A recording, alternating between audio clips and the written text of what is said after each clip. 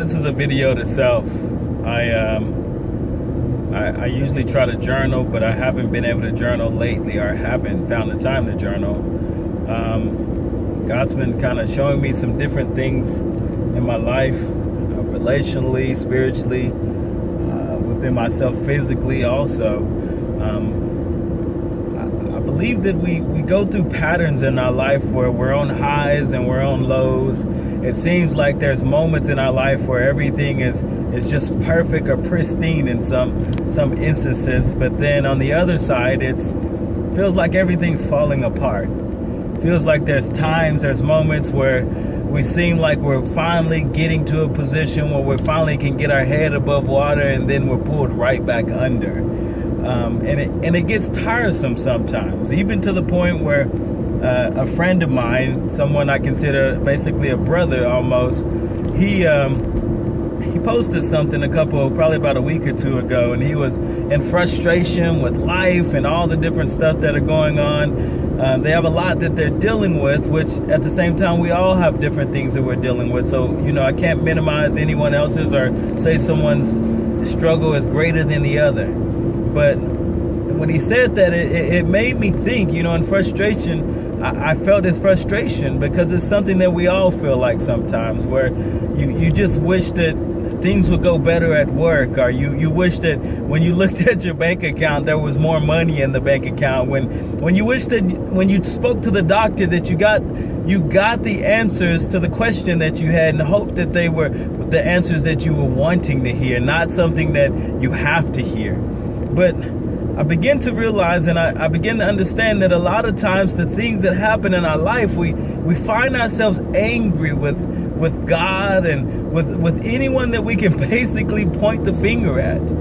But I believe that we have to get to an understanding that if we really are followers of Christ, and we really believe that God is God, that we have to trust whatever's going on in our life, that there's a purpose and there's a reason behind whatever it is that God is allowing to happen. I spoke to someone recently, and she was telling me how she shared with a young lady how the young lady was dealing with cancer, and she called her in agony, trying to understand why me? We all get to that point where we ask the question why, whether we want to admit it or not. And she told her something that was really significant to me. She told her, she said, I need you to understand that the things that you're going on, it may not be for you. It could be for someone else. And, she went on to tell her, I'm sorry that, God has chosen you for this task, but if God chose you, there's a reason and there's a purpose behind it. And in every struggle that I go through, it made me think about my own life.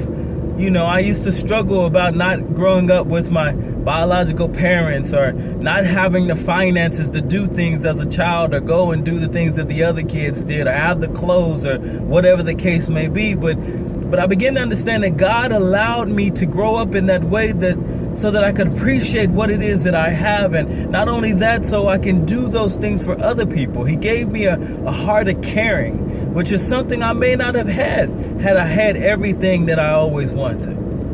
So now, looking back in retrospect, I thank God for the things that I didn't have. I thank Him for the things that have happened in my life that I really didn't want to happen, but they happened so that I could possibly go help someone else in the future, or someone that I can be relatable to in my life.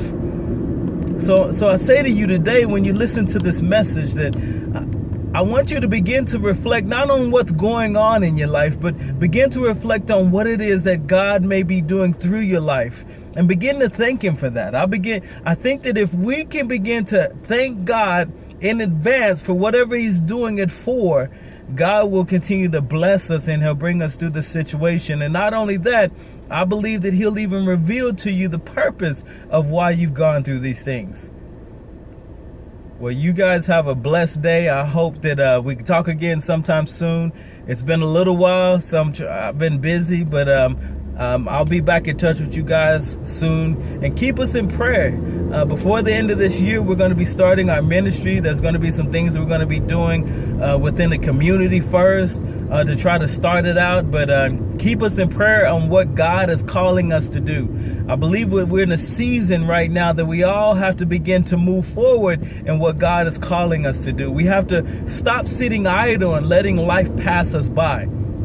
There was a great a guy that encourages people. He travels. He said one of the greatest places that you're going to see all the greatest minds, all the greatest inventions and things that were ever brought about is going to be in the graveyard.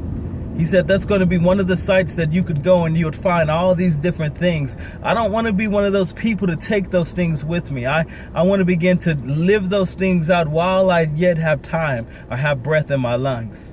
You guys have a blessed day, and we'll be in touch shortly. Bye.